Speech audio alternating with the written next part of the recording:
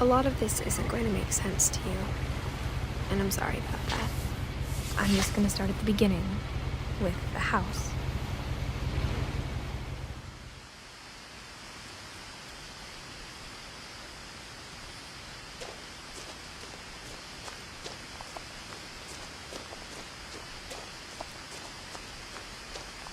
I lived here until I was 11, but I wasn't allowed inside half the rooms.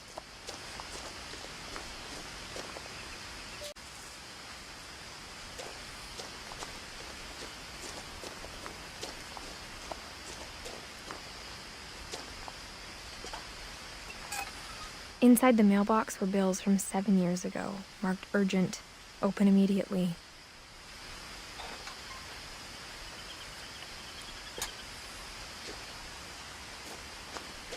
I hadn't been back since my brother Lewis's funeral.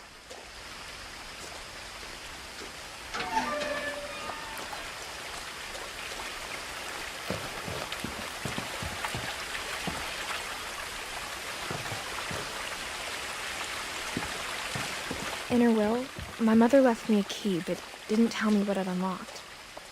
Maybe she thought I'd know, or she thought that the mystery would be enough to bring me back.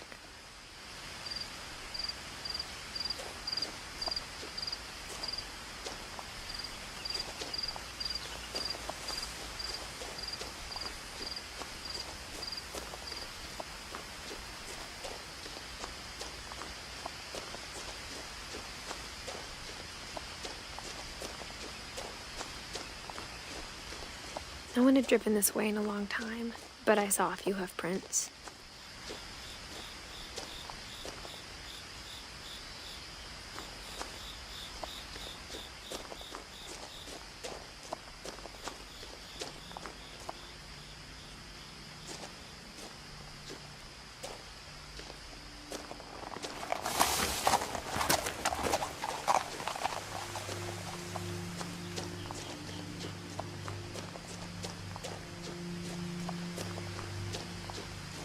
The truth is, even after I inherited the house, I never thought I'd come back to it.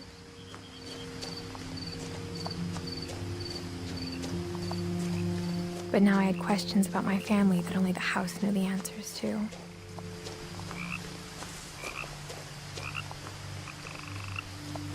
The house was exactly like I remembered it, the way I'd been dreaming about it.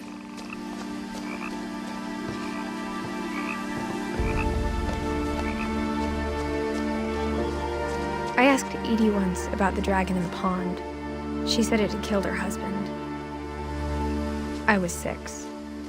It seemed like an odd joke to me even then.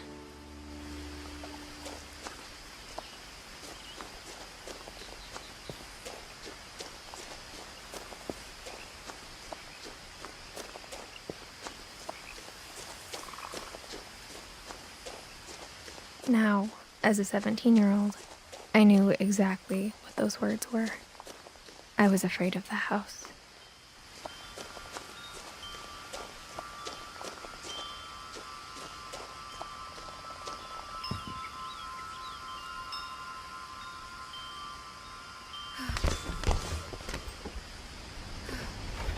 Crawling through the doggy door used to be a lot easier when I was 11.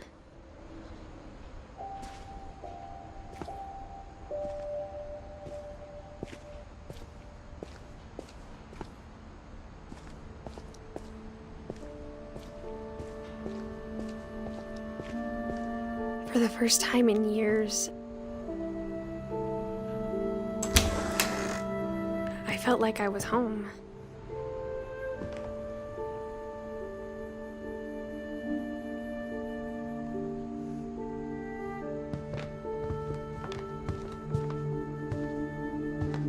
The table was still a wreck from the night we left.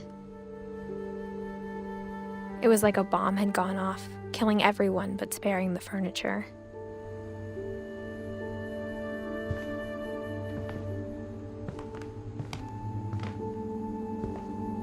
Nothing in the house looked abnormal. There was just too much of it, like a smile with too many teeth.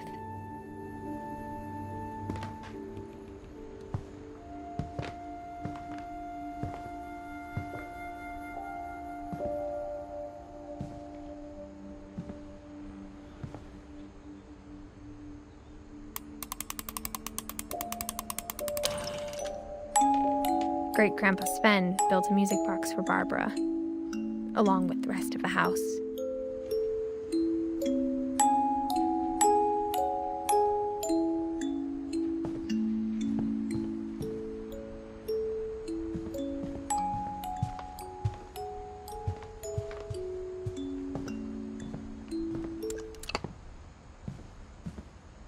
My mom wasn't much of an optimist, but she never stopped believing that my brother Milton was alive.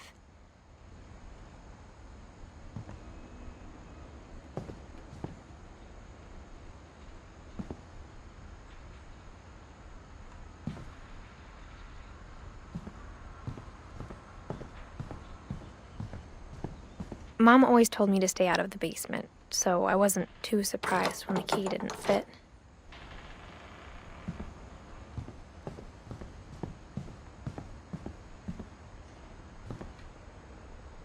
After Milton disappeared, Mom sealed up all the bedrooms.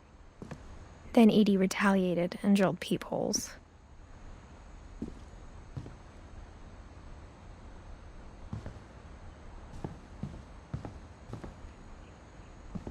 I spent a lot of time playing in Great Uncle Walter's room. I think my mom sometimes regretted not sealing it up.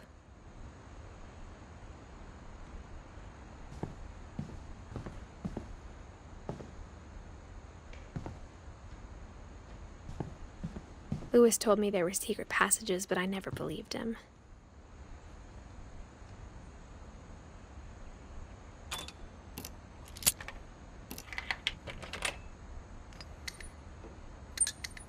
Turns out, my mom was really good at keeping secrets.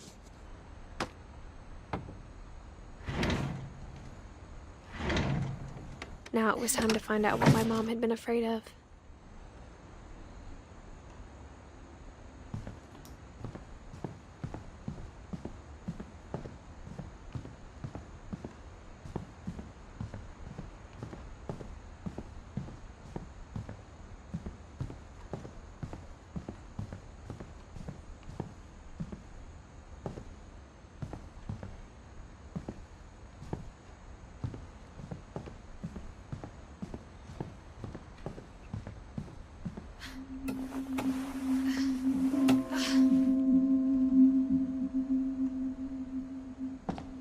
Reading this, maybe it sounds like I had a plan.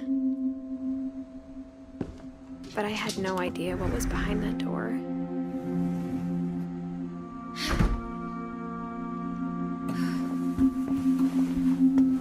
Just like I had no idea where all this was gonna lead.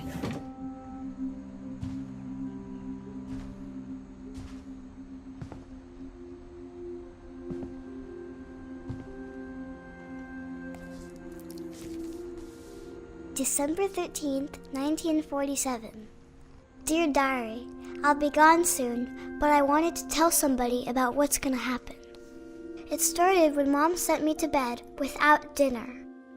I woke up and I was starving, so I looked around for something to eat. The gerbil food was dry, but I didn't mind it.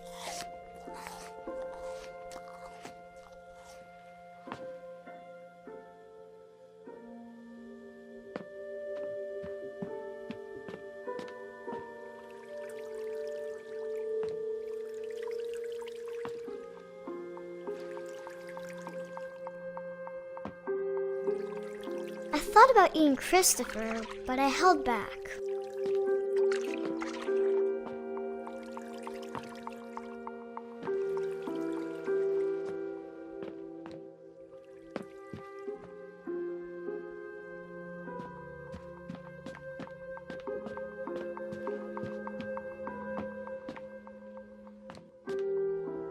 My Halloween candy was all gone.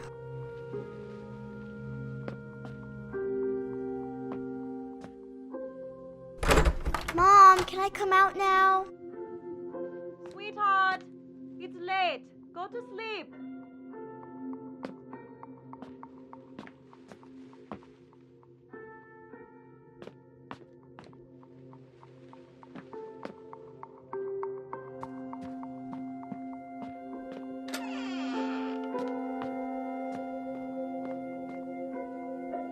I ate a lot of things that night.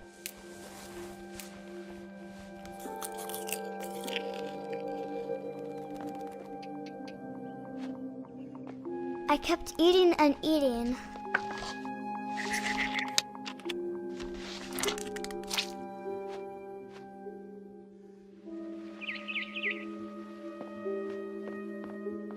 Then I heard chirping outside my window. It was a barn swallow going back to her nest. I reached out for her.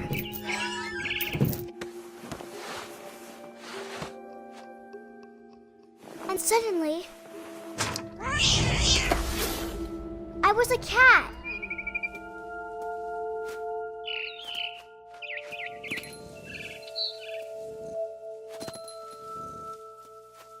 I tried to be quiet, but the bird was really scared.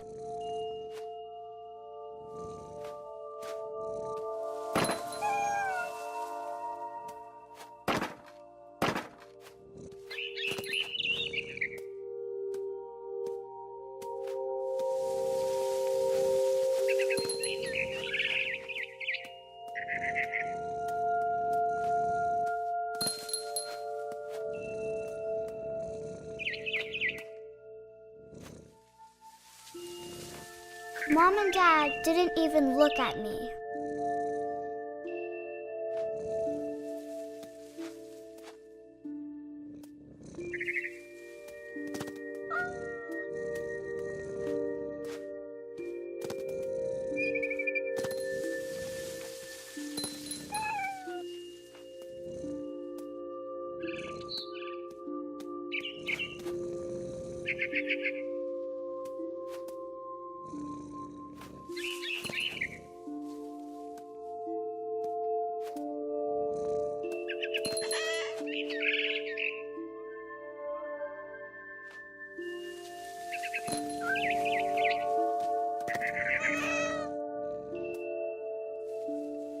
The babies were all gone.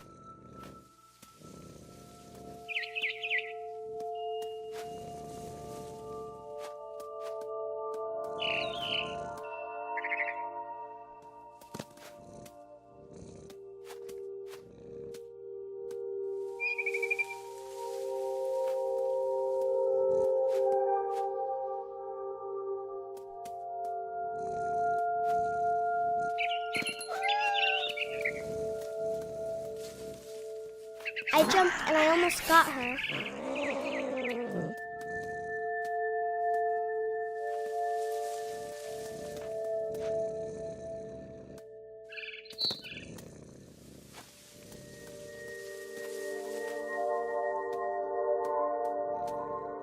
I could tell she was getting really tired.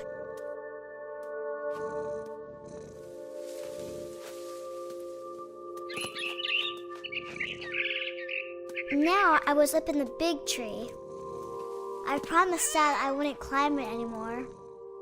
All I cared about was eating that mama bird. I gobbled her up and suddenly I was an owl.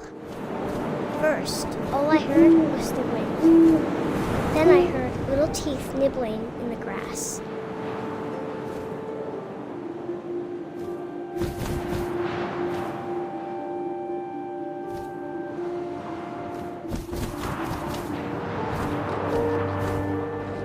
Rabbits.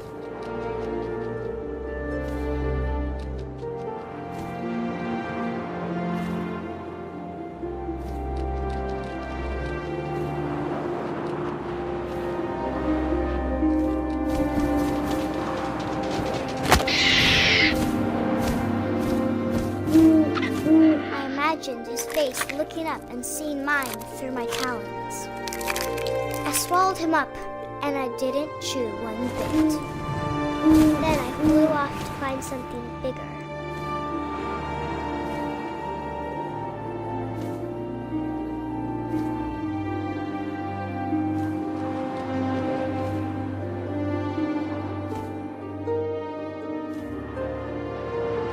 A mama rabbit.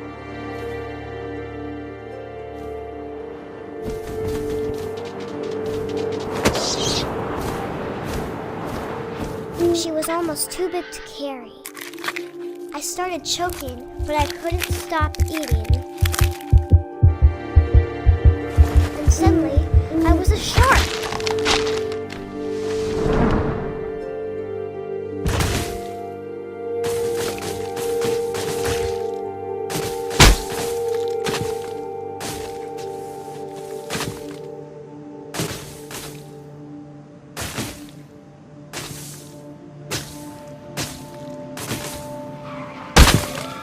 I rolled off a cliff and into the ocean.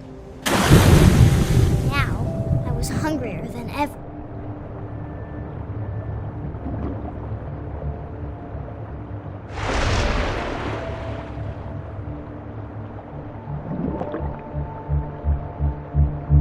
I wanted fat, juicy seeds.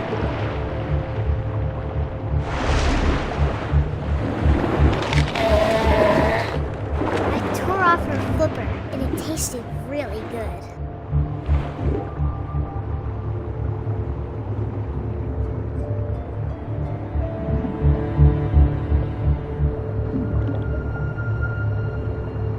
I grabbed on tight. But I was so hungry, I jumped out of the water. When I opened my eyes, everything had changed.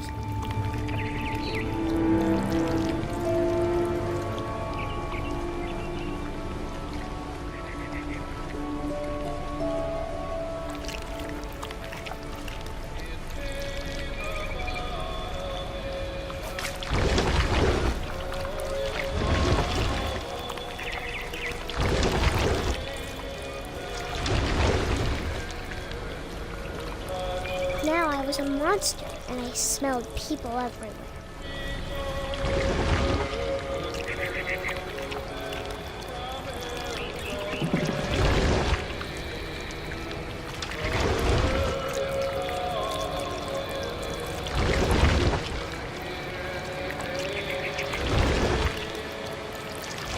I was big, but I moved real quiet.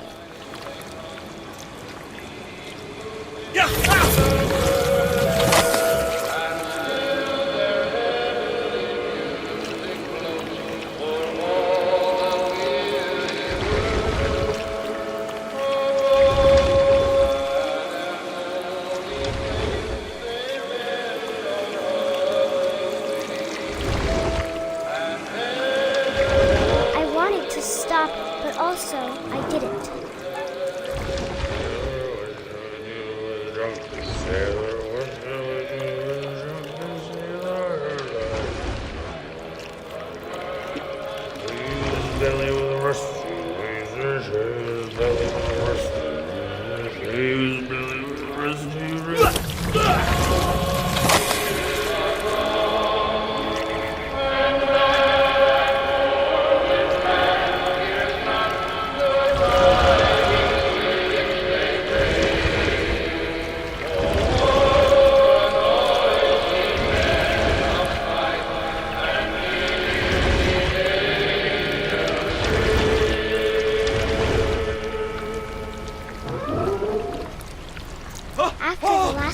danger, I was still hungry. And to cross the water, we smelt something new. Something I had to have, so I swam towards it.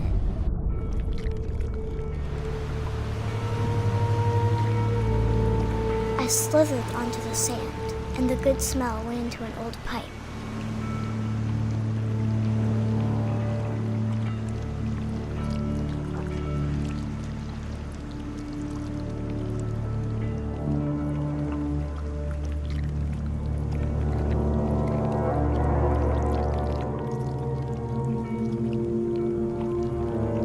I got closer and closer.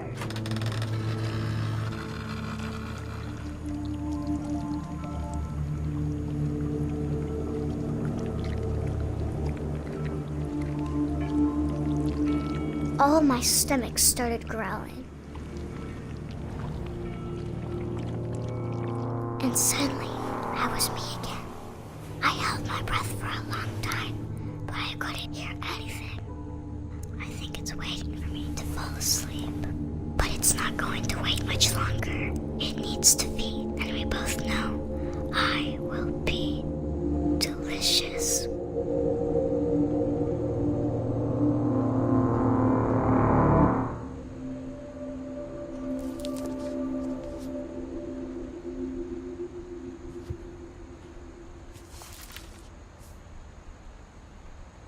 I'm not sure if I believed all of that, but I'm sure Edie would have.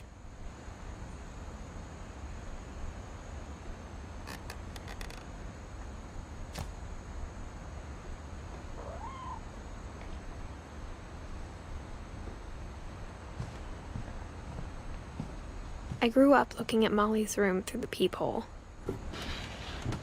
Molly's gerbil had a tiny bedroom with its own even tinier gerbil cage.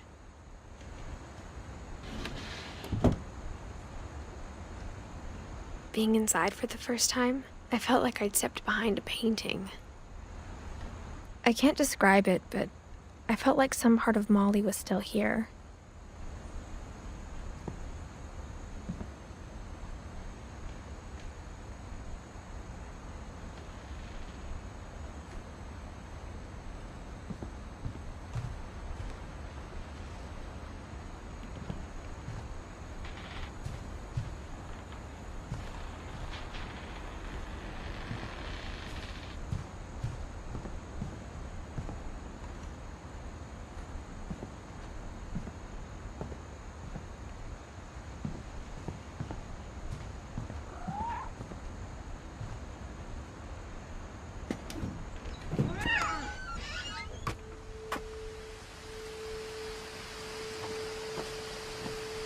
This will be obvious later, but my mom never told me any of these stories.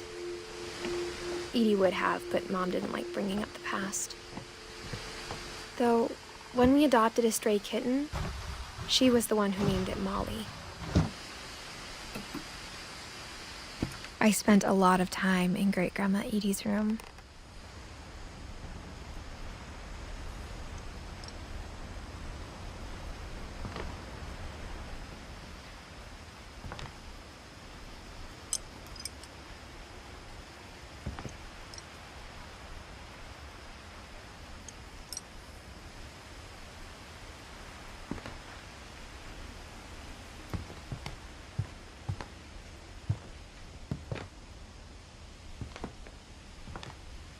One summer, they evacuated the island, but Edie refused to go. For a few weeks, she was a celebrity.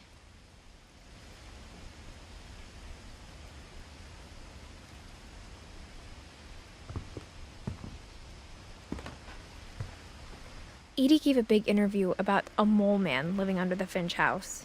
My mom was furious.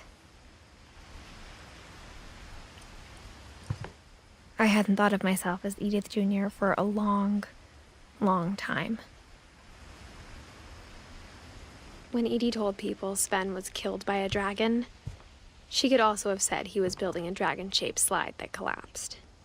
She could have, but she didn't.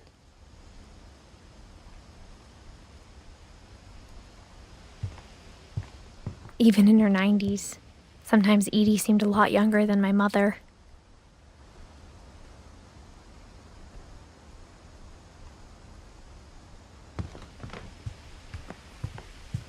Her room was like a museum.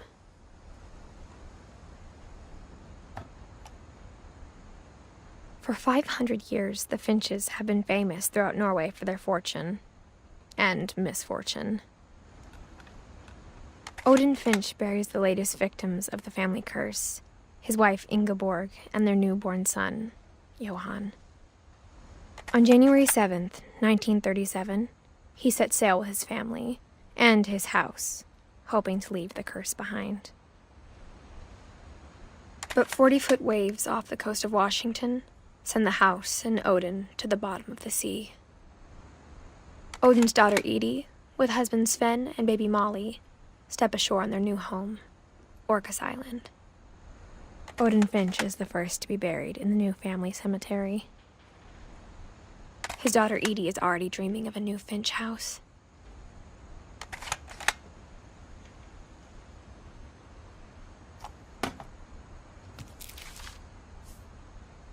Whatever's wrong with this family, it goes back a long ways.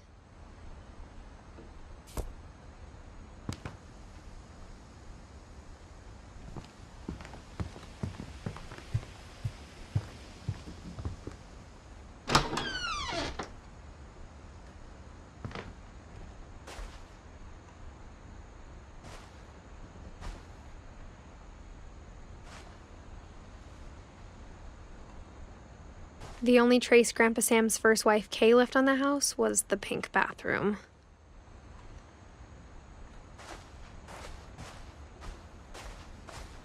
It was a pretty big trace.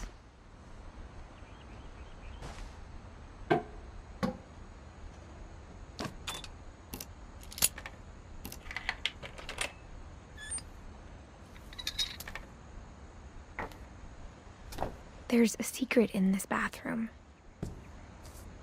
It's in the last place you would look. It isn't in the cupboard. It's hidden in this book.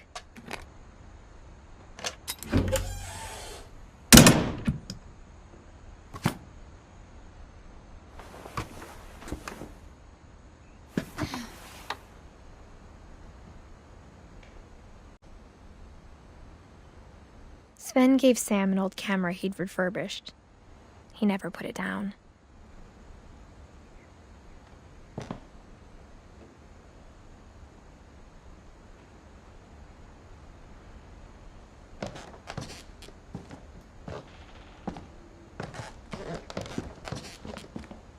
From the paintings on the wall, it was clear my brother Milton had been here before me.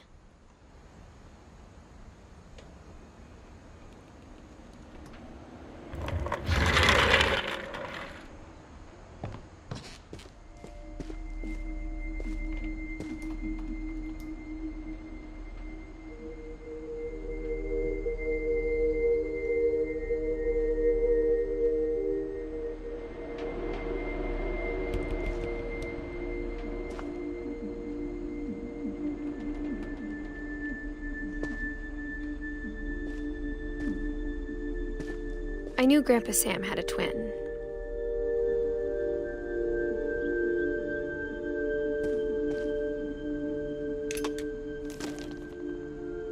And that he never talked about him.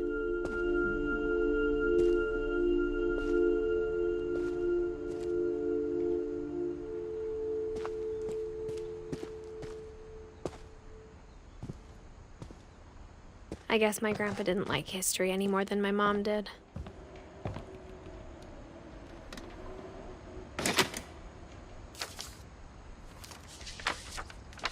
How I Want to Remember My Brother by Sam Finch. The thing I remember is that when he made up his mind, that was it.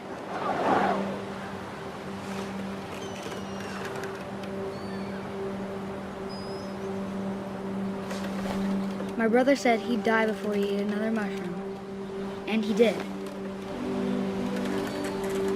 At Barbara's funeral, we swore we'd never be afraid again, and he wasn't. I think Calvin always wanted to fly.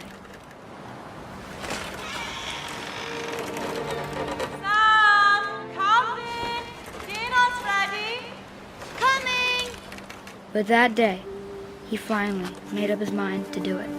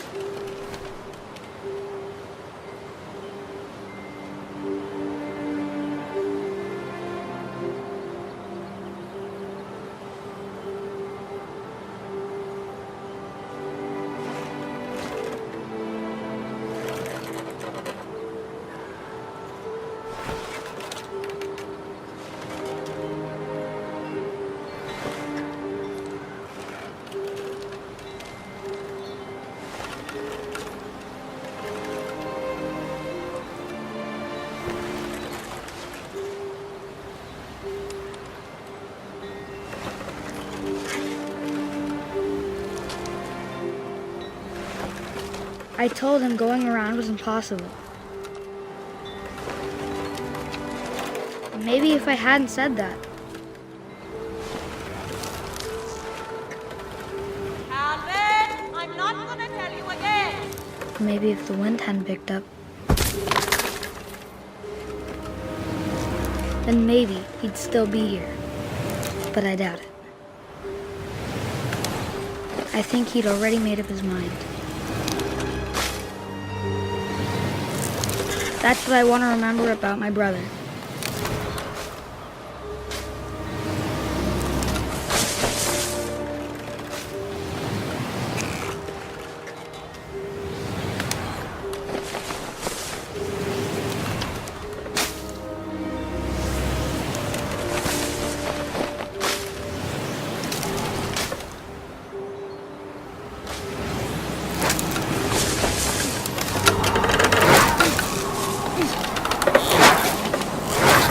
The day he made up his mind to fly. And he did.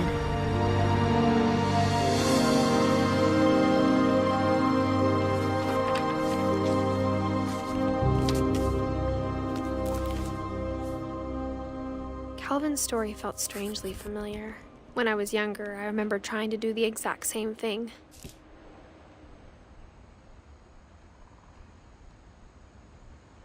After the funeral, Edie roped off Calvin's half of the room.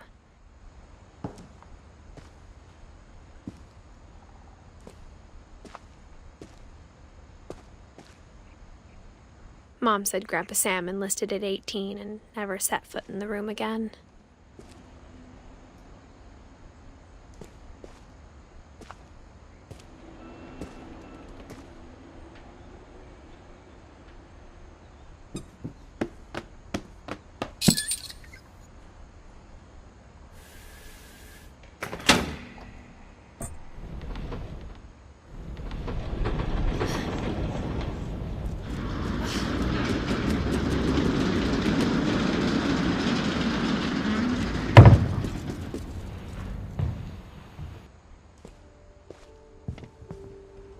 The passages were a pretty tight fit.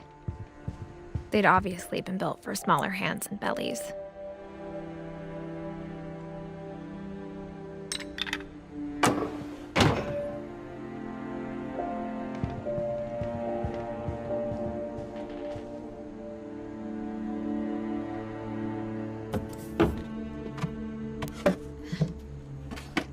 Growing up, I always thought of Barbara as a child star.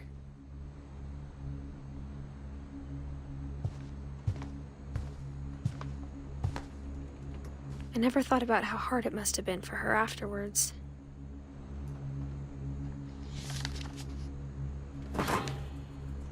Of all the stories people wrote about Barbara's death, I'm surprised Edie saved this one.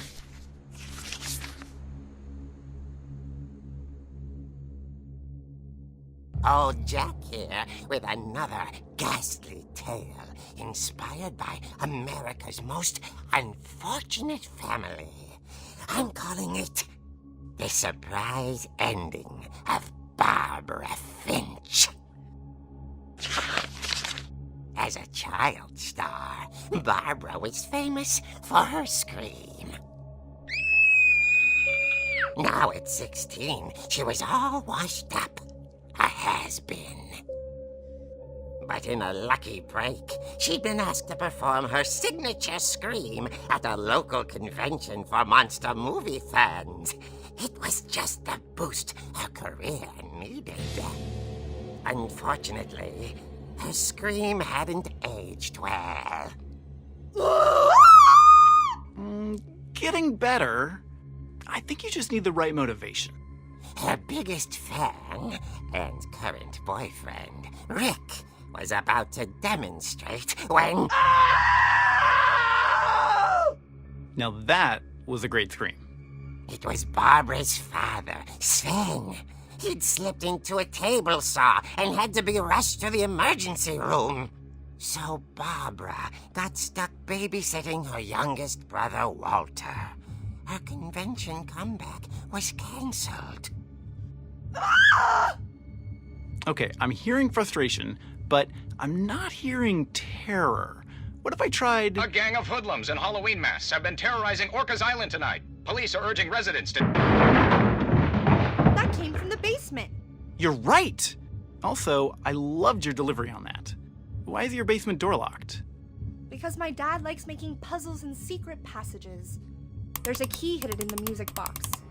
The secret is to keep winding and winding until finally the key pops out.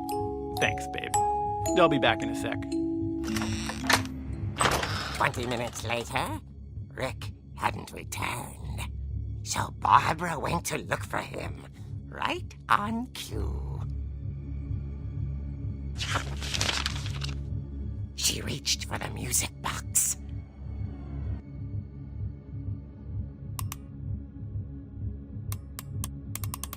And as she wound the key, she listened for Rick, but the house was silent.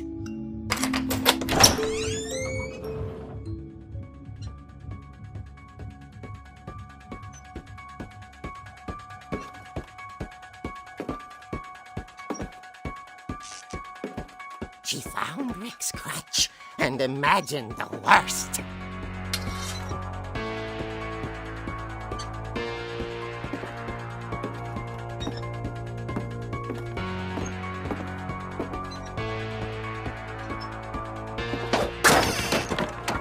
The gang's leader is the infamous Hookman killer, Dr. Carl Hamill, who impaled and then ate his family 10 years ago tonight.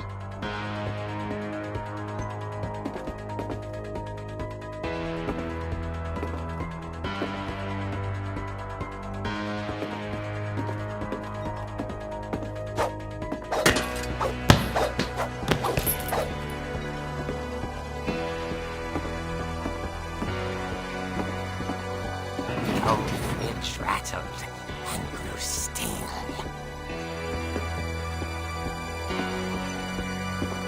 Oh dear! Oh! Rick? Barb, relax. I was just trying to scare you to help you find your scream. Well, I'm not scared, Rick. I'm furious. Then act furious.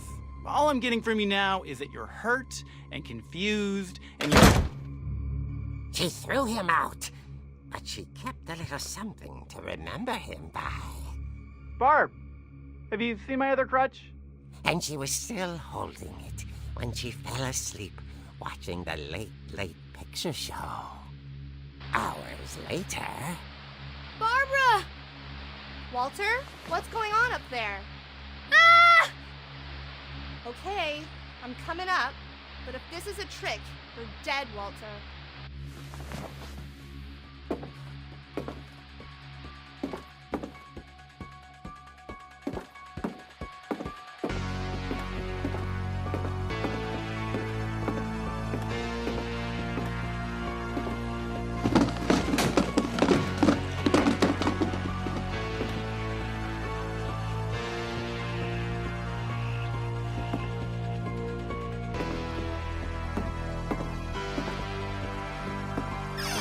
Walter, are you there?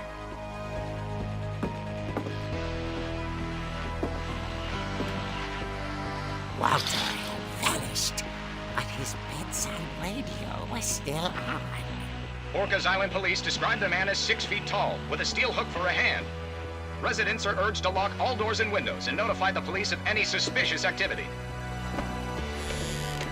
Barbara turned, saw the hook man, and was speechless. He was quite smashing.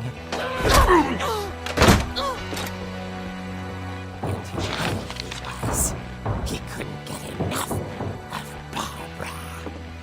Okay, Barbara, there's gotta be another way out of here.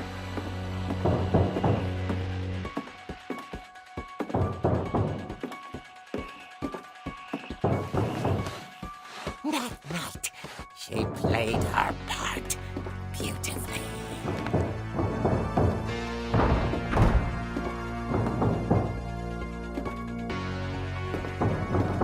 Molly's door hadn't been opened in years.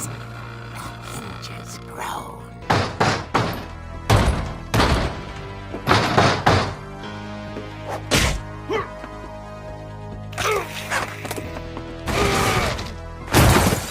wasn't moving, but she sensed the story might not be over yet.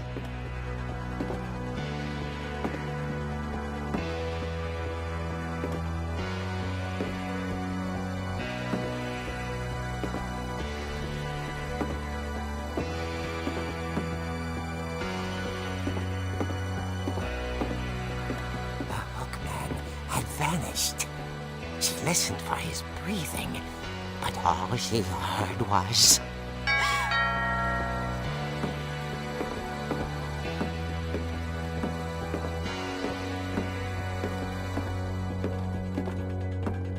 At the door, she heard whispering. It was coming from inside the house.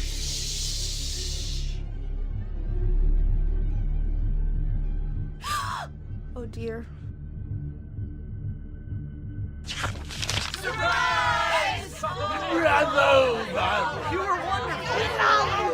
monsters had come to surprise her. For Barbara, it was a dream come true. Then she saw what kind of monsters they were, and she realized what was about to happen. She was going to be famous. And with her final breath, Barbara Finch gave the performance of her life.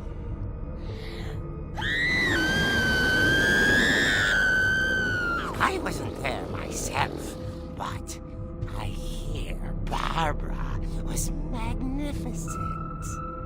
Poor girl. She had a taste for stardom. But unfortunately, so did her fans.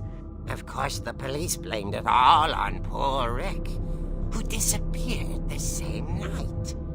And little Walter? Hiding under his bed the whole time. He took it all pretty hard, but that's another story. As for Barbara, tucked inside the music box is all they ever found of her. Her ear. Now that's what I call a real eerie tale.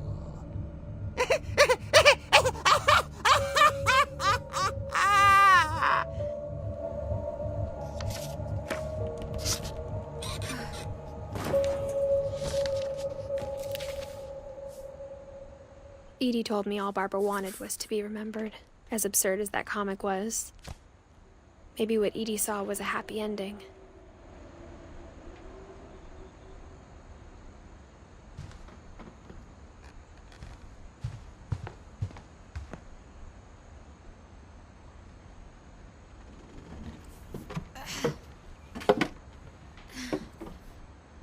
I guess now I know why Mom didn't like me playing with the music box.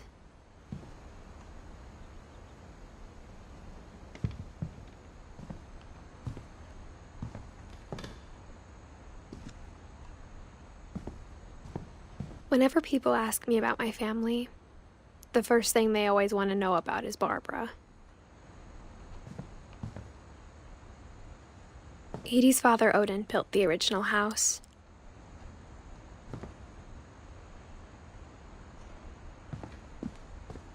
Mom must have locked the third floor stairs on the night we left.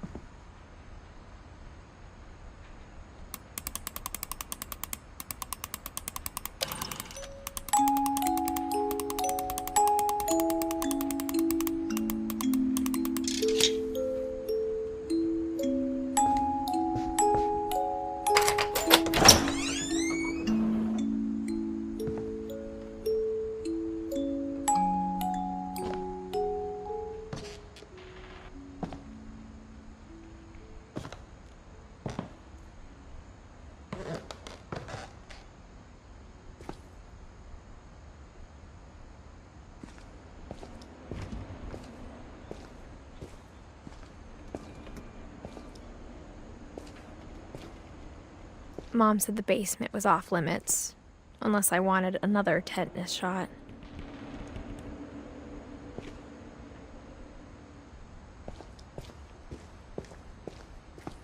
I saw Edie sneak down to the basement once, carrying packages.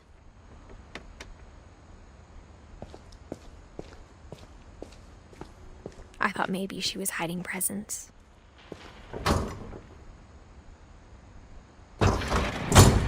It turned out she was hiding a lot more than that.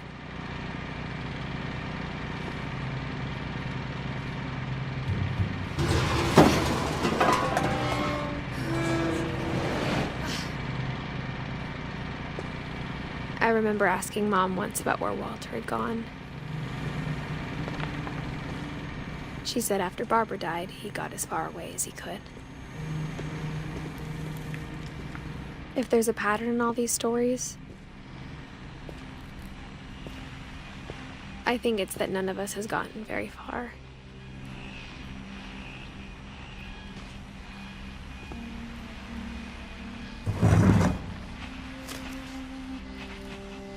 Goodbye, everyone.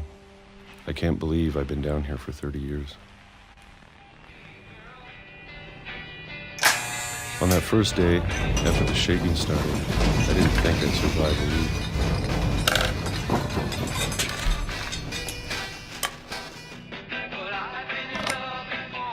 But after a few days, I settled into a routine. That's what kept me sane. Having a schedule, living for today. I always expected to be dead tomorrow.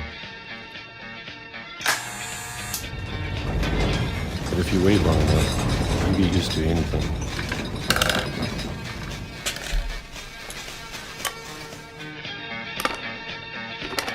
Even a monster on the other side of the door starts to feel normal. Almost friendly.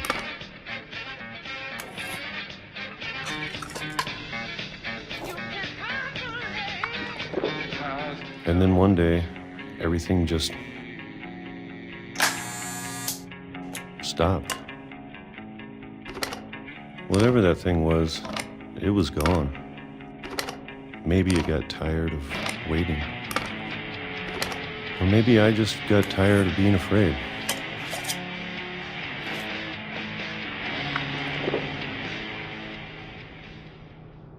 It's been a week now, the longest in 30 years.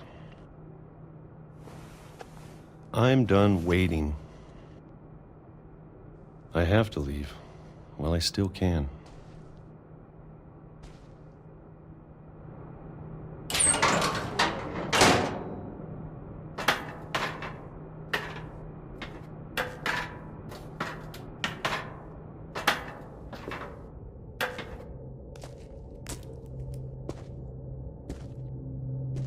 I know it's out there somewhere. Whatever killed Barbara and Molly and Calvin. Maybe this is all a mistake. But I need to stop living the same day, even if it kills me.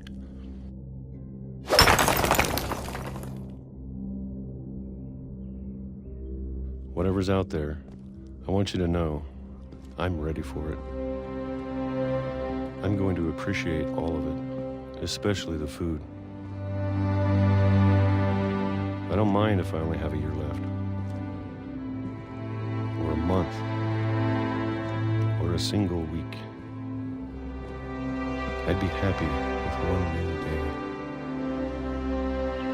I can already imagine the sun on my face.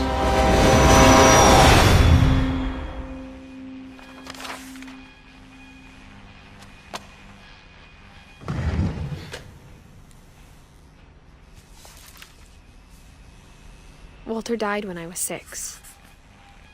I can't believe my mom never told me he was down here.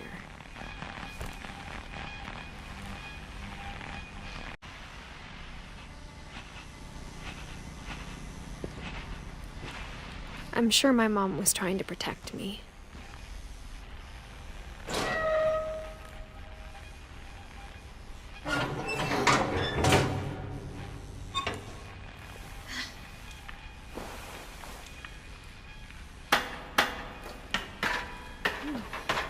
Maybe she was afraid I'd end up like Walter.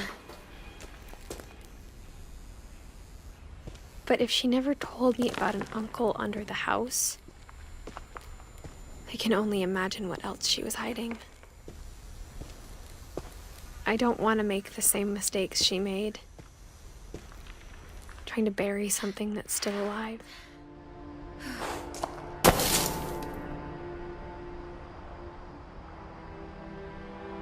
Now that there's only one of us left, or maybe two, I thought it was time I heard the stories for myself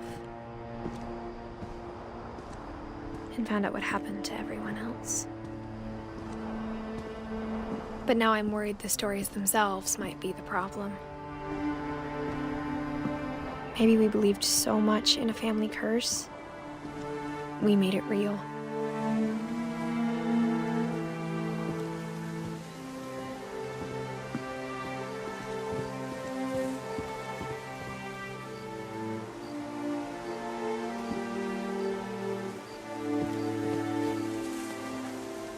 I don't know if I should even be writing this.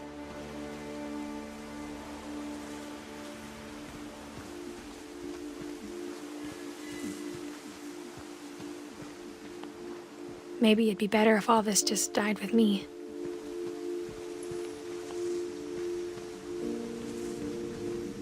But I thought you should know about your family.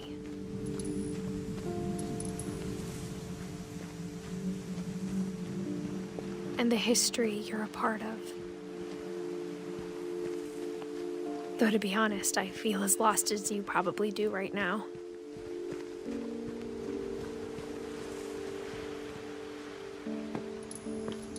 I think the people in these stories believed them, for what that's worth.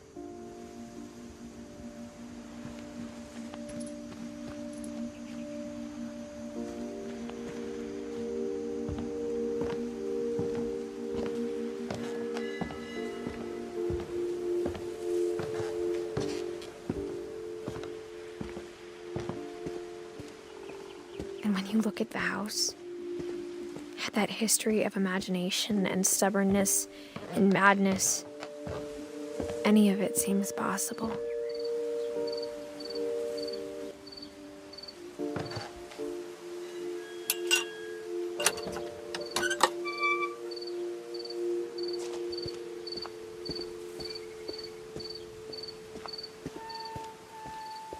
I think we've been surrounded by death for so long, we've just gotten used to it. What kind of family finishes building a cemetery before starting the house?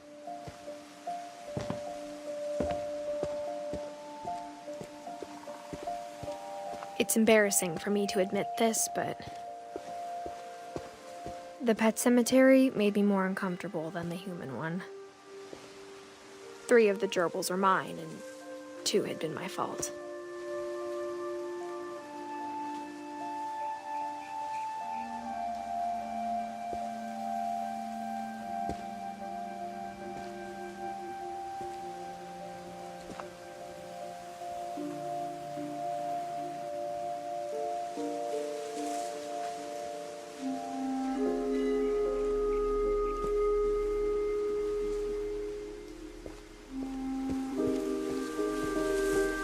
Sven built the house, but it was Edith who designed the cemetery.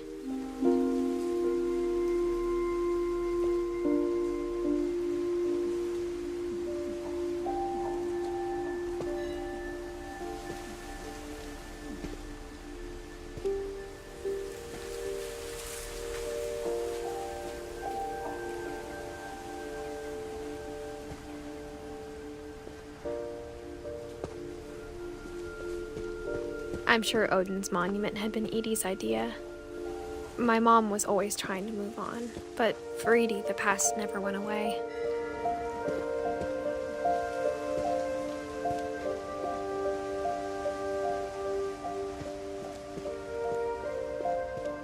She could see it poking out of the water at low tide.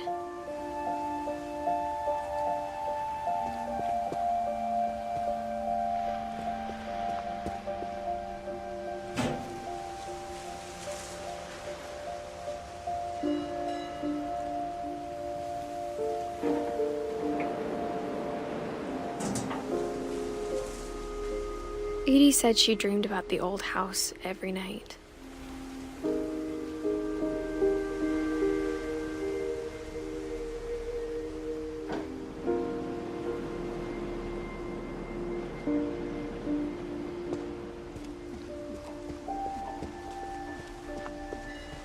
Edie's side was always easier for me to understand. But the older I get, the more I can see where my mom was coming from. Her dad had been pretty strict, but it wasn't enough to save her brothers. She was just trying to do better.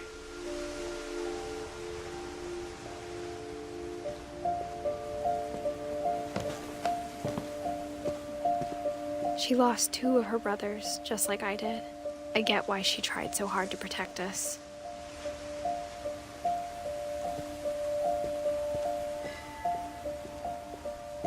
There's so many things I wish I could ask my mom now. Part of me thinks this is what she wanted all along. For me to come back someday and find everything out for myself.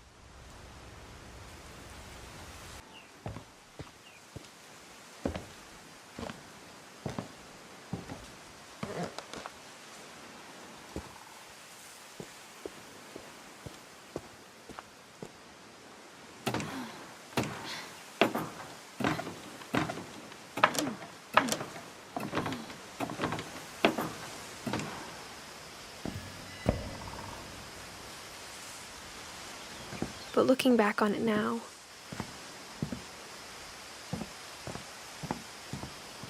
if she told me there was going to be so much climbing,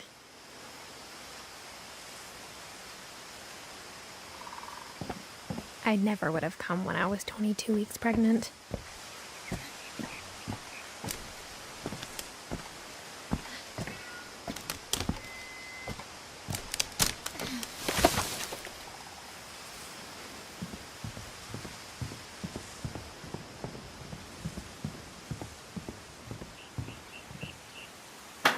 I never met Grandpa Sam, but I think he and my mom had a lot in common.